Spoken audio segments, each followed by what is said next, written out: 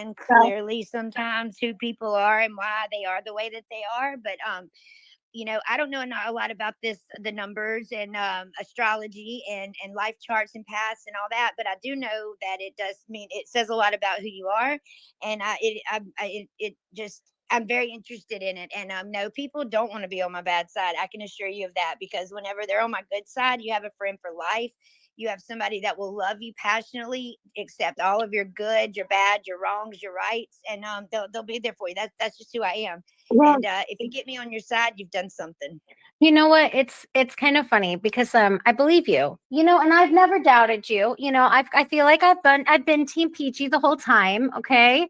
I'm team Tutti Frutti the most, but From day one, you girl. know and and here's what I love is like anyone who says that you're fake or you're being inauthentic. I mean, I was telling Glow earlier, I was like, I just want to punch him in the face. I do.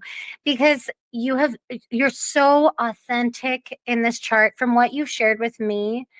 I can see it so it's become so much alive, so much more alive when you see it on paper, and it just really speaks to the fact that like you try to be authentic, but it's like people don't hear you, they don't want to see it, or they like that's one of your biggest struggles here is that you know you are very authentic, and you do have a lot to say, but it's almost like you have a little bit of like a setback from being like a courageous leader. It's hard for you to take the lead because it feels like nobody around you really wants to hop on board with what you're doing. But what you're doing is seeding yourself in a ton of Virgo energy, and it's right there in the 8th house too. And what's the most wild about that? Hold on one second. Let me hit this girl. Hey, girl. What's the most wild about it? Okay. Is that a lot of this energy in this stellium is completely unseen. Okay. People forget with the 8th house, everyone wants to say, okay, well, it's other people's money, blah, blah, blah. And yeah, you're right. It's other people's money. Okay. And you've had some of those blessings and you know how that is. It's like, you have worked hard though, and it's not like all those things that happen to you just happen to you. Like you had to put work in to get all those things. Okay. And that's like one of the secret talents in your chart is like anything that you put effort behind will have the momentum to create and manifest within its movement. Okay. And it's just about you taking the lead, but leading by example. That's how you're taking the lead, is you're leading through these everyday things that you're doing, and you're showing people in your day-to-day life that it's possible to make things better, to make things more beautiful if we take care of things. You're very responsible. As much as like you're wild, because I see that Neptune, I see where he is. I know that you got it in you, right? But at the same time, at the end of the day, you still wake up. I have another friend like this too, where they like, it doesn't matter how hard they party the night before, they're going to wake up for work on time and they're going to fucking work 12 hours. Okay. And then they're going to do it all over again. And it's like, little bit of self sabotage, but at the same time, you still show up and you still get your shit done. Okay. And hold on, give me 1 second. Let me flip to the main screen. So I have your chart up with like 10 other things. Okay. And your son's in Virgo. Okay. As you know, obviously being September 9th. Okay. You are a Virgo. And I have always said from the first conversation I had with you that, wow, you are just, you're just so like, you're oozing Virgo energy. You know what I mean?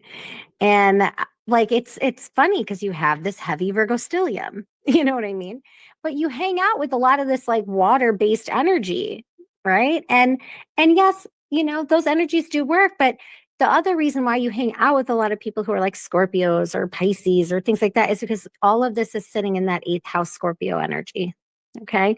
And again, the Virgo is very interesting, and here's the thing with Virgo. Okay, there's good and there's bad with Virgo, because Virgo respects both worlds. They respect everything you can't see, and they respect the things that you can see. They respect the material forms in this world, and they also have respect to like the mind, body, soul. You know what I mean? The connection to it all, the spiritual connection within the body. Okay. That's what Virgo brings alive. Virgo lives in patience of I'm going to do this every day and results will come. It's the same thing with like, any earth energy. I'm going to do this every day and the results will come. Okay. And you're going to see that a lot, especially with you. You are going to be more inclined to be outside because you have this really wonderful placement of your Taurus moon. Okay. And when you have a Taurus moon, yours is placed in the fourth house. It's even extra charged because the moon likes to be in the fourth house because that's where it's at home. All right. And when planets, especially the moon, are placed in the fourth, okay, this is looking at our private life. It's looking at our family. It's looking at like our roots and things like that and like where we come from. And essentially, it's like, I like to call it like the reason why. It's like what everything we do in life and like the reason why we do it is like rooted in the fourth. Okay. That's where like we get all of our like family dynamics or like our conditioning and like stuff like that. It all happens in fourth. It's also where we find comfort and where we find security and stuff like that. Okay. And to have it in Taurus, which is already like a more feminine side, very cozy, they're all about beauty. Okay. So your house is probably very clean. Okay, that's like one of those things where like they're very particular about the way things look in their homes. Usually they're very clean or they're very put together, or there's like a reason why all these plates are on this wall in this certain way. Like they're just very particular, and they have like a lot of little things like that. Like the Taurus likes what they like to feel comfortable. So like some people like, furry things. Like they like things that like awaken the senses. Okay. But they also like with this, because you also have a Capricorn ascendant. So we're looking at a lot of earth energy here. Okay. Now with this, it's very important that you like are outside working in your yard, working with plants, working with flowers, working in nature. Like you always talk about like the animals, things like that. That's very much aligned. Like working with flowers, because a lot of your energy goes into like the daily efforts that you take over and over and over again. And essentially knowing that even though you can't see it, what you're doing is working to make results happen. So like things like flowers are really healing for you. Okay. Because like, if you're going to water them every day, eventually that they're going to sprout and bring a flower. So like anytime you see Taurus energy, like that's what it is. It's a daily work that comes in, with faith, because that's a very important part of the Taurus. You have faith in those the day-to-day tasks, same with Virgo, that they'll achieve. Okay. That love of perfection that will turn into the result that you want. You have Capricorn, so you're very much focused on this transaction of I'm going to give you my effort consistently and it's going to turn into results. All right. So that's very much like a very heavy earth energy for you. Okay. But this is just the beginning, girl. This is just the beginning. You can talk if you need to in between because it's going to be a lot. I don't want to bore the room and knock everybody out. Damn, But, Pinky girl, that was already so spot on. Wow, that was yeah, a mouthful. Summarize what she said. Yeah, well, here's where we mind get. Khaki. He's just weird. I'm so I mean, sorry, man. Like, I will you're completely this, you're cut you, that, Khaki. You have to do this. You have to. Anyways, so we're not going to be disrespectful. We'll boot you out. Okay. I mean, So sorry, excuse Yeah, me. We're what in the the middle of a heck? reading. Don't be rude. Okay. So back to what we were saying. So when we're looking at your ascendant, okay, we're looking at where the sun and the moon are expressing. That's that Capricorn element. Okay. That's the leader in your first house. Okay. That's the sign that is on the eastern horizon. And when you think about the eastern horizon, you think this is where the sun is rising from. Okay. And before that point, it's hiding in, we're in the moon phase of things. Okay. And then here we are, and we start rising on the eastern horizon. So, what gives us that motivation to spark? Okay. That movement is Capricorn. So, you're money motivated, you're determined. Okay. And these are all, I hope I'm not cutting out because it sounds like I kind of am. No, you're Can you guys perfect. hear me No, okay? you're good. Oh no, it's this janky ass charger, Glow. It's the janky charger with the broken port I was telling you about. That's Well, fucking you're me clear every for us, 5 girl. You're seconds. nice and crystal clear. Well, it keeps making that like bloom sound, like that. coming in loud and clear. Bloom. Okay.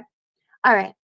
But yeah, so what's really like interesting about that energy is like I can see why a lot of that is your driver toward stability, you know, to finding that financial stability.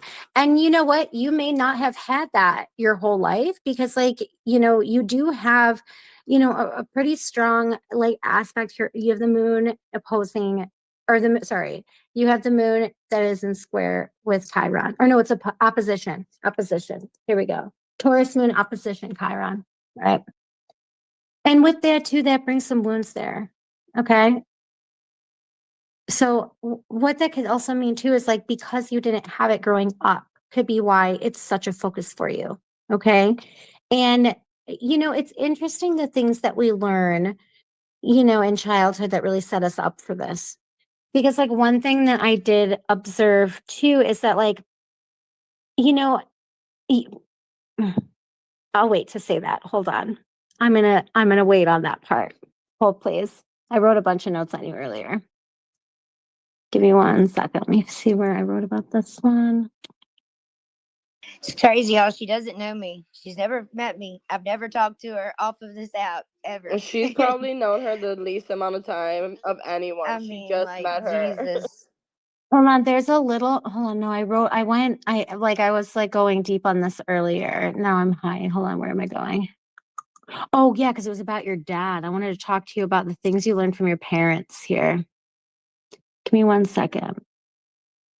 Where did I write about this? Oh, yeah, here we go. Okay.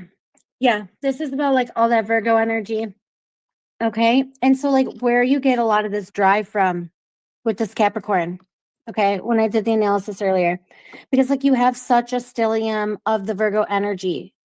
Okay. So that can also bring you at times like a little bit of like that nitpicky type of obsession. You know, it has to be just like this, or it has to be, you know, like it has to be perfect, but you have an Aquarius influence there too. So whatever this perfect look is, you know, it doesn't necessarily have to be what somebody else thinks it is. It just has to be the way that you think it is, if that makes sense. And sometimes it could feel like, you know, no matter what you do, like it's never enough. Okay. And that stemmed from a lot of like childhood conditioning. Okay. Where, you know, it could be that your mom kind of gave you the guideline of exactly what it needs to look like to be beautiful, or what you need to look like to be beautiful. It could be things like that, or just constantly trying to, it's either in the presence or the absence of this energy. So either she did the exact opposite, or this is what she set by direct example. So it's like she taught you that, you know, like she pretty much taught you like this could speak to like, you know, how she thinks you need to look, or how she thinks you need your space to look. But sometimes this can even, you know, bring in the idea of perfect. Oh, hold on 1 second. Let me organize my thoughts here. I'm getting too scattered. You have a lot going on here. This 8th house stellium is crazy. Okay. You have no idea Yeah. how I much mean, is going on. you literally have like the like it's like eight it's like bam, bam, bam, bam, bam, bam, bam. They're all in a row. All in a row. Trust me, I've lived Yeah, Hey, Peach. I know. Hey, Peach. I know. It's Is a lot, crazy, is Peach. a lot of this stuff true, or But how accurate? Yeah, it is. just Yes, hold on, I want to definitely. Yeah, organize in this certain stuff with ways, the Do yeah. you moon have because I want any to make sure I'm feedback getting for the her, aspects right Peachy, here. on anything that she touched on? Okay, I want to talk about your mother before you say anything else, real quick. I want to finish this thought on the mother. Just 1 second. Because here's the thing. So, like, because you have the Virgo mother, you have the Virgo, or you have the Taurus moon. Okay. And with the Taurus moons, often too, like, you know, they're all about dressing you a certain way too, and making sure that like even your relationships with others look a certain way. And I know that you always say that like, you know, you're in a biracial relationship. So that could also be one of the aspects here, could be why you felt like you had to break, like it has to be perfect to you. It still has to be perfect. It still has to be like, you're still my husband, you're still doing like manly roles, you're still that way, but it has to be like the way that like you have that Aquarius energy there, like that revolutionary, like it doesn't have to be exactly the way they want it, but it has to be the way that you think it needs to be, but it has to be perfect. Like you do have, like you have this you know, like when you get your eyes set on something, it's almost like you're like laser focused in on this. And a lot of this too, you know, it is because like, you know, your mom, I know she I showed never you how to fail. Like when I don't ever fail ever. I will never take on anything that I can't do better than I was expected to do, and I don't fail. And there's reasons why, but no, I don't accept failure very well. yeah, it's like yeah, it's very obsessive and it's very like it doesn't matter how long it will take you to get there or how much work it will be, you're just going to do it. And that's because that's part of your perfect vision. Like it's very defined there. Now, also too, it's like so like your mom, like she may not have been like perfect to you because sometimes that energy can be a little distant. But she taught you how to be a good caretaker. You know what I mean? And it was like the good side of caretaking and the bad side of caretaking. Okay. But she showed you that like sometimes like shit isn't cute all the time, but you just keep going and you still have to assume your responsibility. And it's interesting because it's like, you know, they're both your parents seem like they're very no nonsense. Like there's work to do kind of stuff. You know, like there's too much work to do. Like there's no time to like feed into any nonsense. Like very focused on like, well, what are you doing? What should you be doing? Kind of mindset. And it seemed like you know, from like the father's perspective, it seems more like he may have taught you more how to like use the skills you have to like expand your potential and influence, you know, possibly even like, you know, being beautiful is a gift, like use it to your advantage, like go learn to sweet talk people. You know, it doesn't seem like he's really like a play by the rules kind of character in this story, but he definitely told you what kind of work that you need to do and what is required to like actually make changes. You know, like that nothing's actually going to change unless you get up and change it yourself. You know what I Yeah, mean? can It's I very just say that mindset. real quick? Like my dad knew I'm just like my dad, and he has 5 girls, and my dad knew like my second year. Well, he knew when I was in fucking ninth grade. We probably knew when I was in third grade, but my second year of college, he said, look, you didn't get scholarships. We know that. And I'm like, no, fuck, I know they passed me because I fucking wouldn't quit talking. They're like, get her out of here. But my dad said, I'm gonna give you $25,000 and you better, this was like 20 some years ago. He said, you better fucking go find a business that you want to buy and you better be your own boss because I'm telling you right now, ain't a motherfucker in this world gonna employ you because you fucking know everything. And I did, and I paid him back $500 a month for 5 years. He didn't cash the checks or whatever, and I just sold that business for a whole fucking lot more than $25,000. So yeah, my dad knew that I had to do what I had to do because there was nobody that was ever going to tell me what to do ever. Yeah, and it's kind of funny because like he kind of like knew that you had this like it's funny because like you're saying now like he's like you because it's like yeah like the sweet talk aspect it's kind of like he knew that you had that kind of charisma, you know what I mean, that you had that kind of ability to like use like that kind of spark that you have to like get people to invest in you. That makes sense. Because like I was saying, like a lot of people didn't want to listen to you or didn't want to take direction from you, you know, and especially people with your seventh house stuff, you know, like your partners, the people you have close relationships with, you know, those kinds of things. um it can also be like your contracts, things like that. You have Mars and Cancer there. Okay. And when you have like the Mars and Cancer there, sometimes it means that like your partners can be lazy or they're not doing like their side of the deal. You know what I mean? They're not putting in what you say. Like they said they're going to do it. Why aren't they fucking doing it? You did your shit. Why aren't they doing it? It's like I said I do the dishes. You're supposed to take out the trash. Why is the trash still here? You know? But it's like also could be to the point where it's like enabling type energy because of the aspects that you have to that. And with this giant chunky eighth house stellium, okay, could be that you're enabling poor behavior in your relationships. Okay.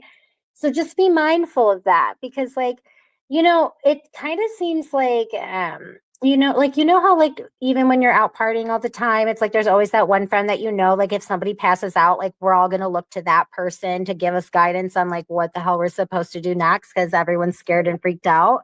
And so like it seems like you were that person for your friend group. you know, I don't know if you really, Oh my I mean, it would God. have to be like you have a sense of responsibility even though you're wild. And it comes from the fact that, like, you know, you're really only wild because you're being influenced poorly. It's not that you're not responsible. It's just transactional. If that's what I they're giving always to had a you, plan. Like I always had a fucking plan. We're not yeah, going to it's jail. everything is transactional. You're going to give me this and I'm going to give you this. Okay. So you're fainting right now. So I'm going to get back to you care because we don't need this shit right now. I don't want, you know what I mean? Like you are just so karmic based that like everything that you do matters. And, you know, like, you know, you talking about like, okay, like, you know, you've mentioned to me before that, you know, obviously you have a big heart and you love to donate, you know, and I love that. I love the humanitarian energy, you know, I love that energy myself. But like at the same time, it really is a type of love for you know, and sometimes the energy does fool you a lot. You have that Neptune in the 12th, like it can make you really foolish at